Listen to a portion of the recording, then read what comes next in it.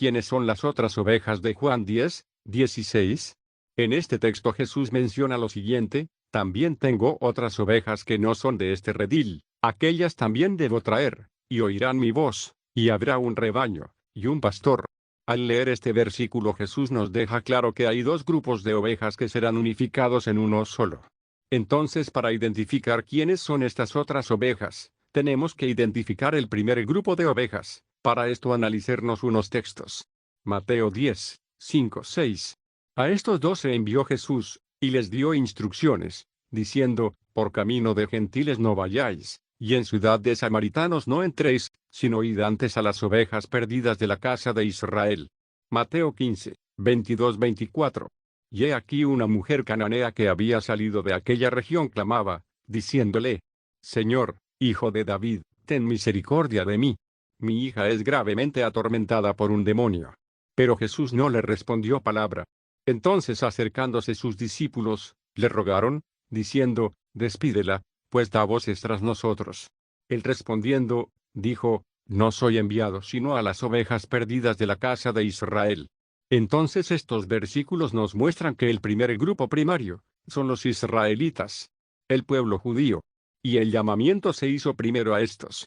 Y estos versículos también nos muestran cuál es el grupo secundario.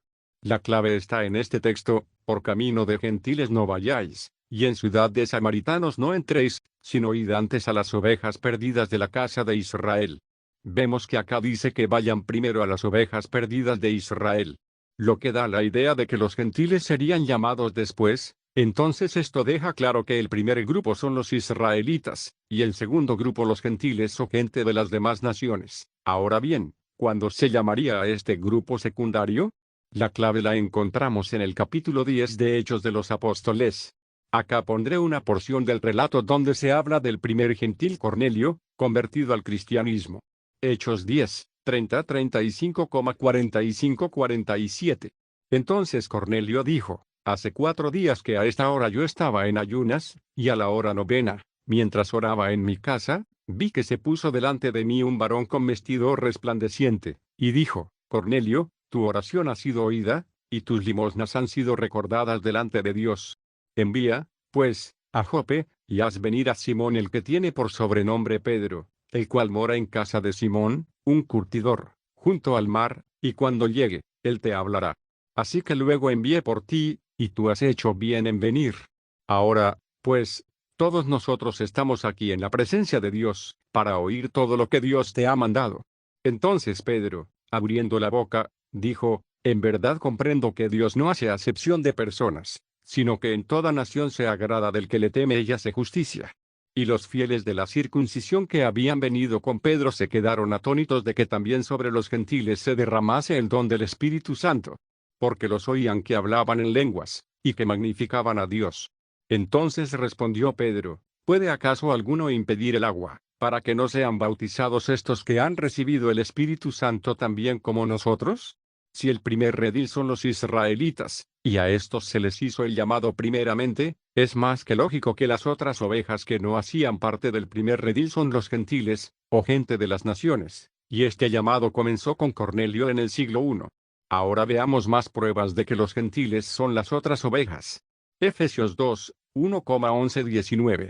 Y Él os dio vida a vosotros, cuando estabais muertos en vuestros delitos y pecados. Por tanto, acordaos de que en otro tiempo vosotros, los gentiles en cuanto a la carne, erais llamados sin circuncisión por la llamada circuncisión hecha con mano en la carne. En aquel tiempo estabais sin Cristo, alejados de la ciudadanía de Israel y ajenos a los pactos de la promesa, sin esperanza y sin Dios en el mundo. Pero ahora en Cristo Jesús, vosotros que en otro tiempo estabais lejos, habéis sido hechos cercanos por la sangre de Cristo. Porque Él es nuestra paz, que de ambos pueblos hizo uno, derribando la pared intermedia de separación, aboliendo en su carne las enemistades, la ley de los mandamientos expresados en ordenanzas, para crear en sí mismo de los dos un solo y nuevo hombre, haciendo la paz, y mediante el madero reconciliar con Dios a ambos en un solo cuerpo, matando en ella las enemistades. Y vino y anunció las buenas nuevas de paz a vosotros que estabais lejos, y a los que estaban cerca, porque por medio de él los unos y los otros tenemos entrada por un mismo espíritu al Padre. Así que ya no sois extranjeros ni advenedizos, sino conciudadanos de los santos, y miembros de la familia de Dios. Acá, como podemos ver, Pablo nos muestra que los gentiles y los judíos eran dos pueblos o grupos separados por la ley de Moisés. Esta ley fue abolida para unir a los dos grupos en un solo espíritu. Entonces las otras ovejas son los gentiles que llegaron a ser un solo rebaño en Cristo, después de que el primer gentil Cornelio fue bautizado por Pedro. El bautismo de Cornelio inició el llamado a las otras ovejas. Pablo muestra que en Cristo no hay diferencia de cristianos. No hay dos clases de cristianos. La unión de estos dos pueblos o grupos, a saber, judíos y gentiles, era el gran misterio o secreto sagrado, que por mucho tiempo fue ocultado. Efesios 3:6. Que por revelación me fue declarado el misterio, como antes lo he escrito brevemente, leyendo lo cual podéis entender cuál sea mi conocimiento en el misterio de Cristo, misterio que en otras generaciones no se dio a conocer a los hijos de los hombres, como ahora es revelado a sus santos apóstoles y profetas por el Espíritu, que los gentiles son coherederos y miembros del mismo cuerpo, y copartícipes de la promesa en Cristo Jesús por medio del Evangelio. Ahora bien, preguntemos para entender correctamente este concepto: ¿existen dos clases de cristianos según su esperanza?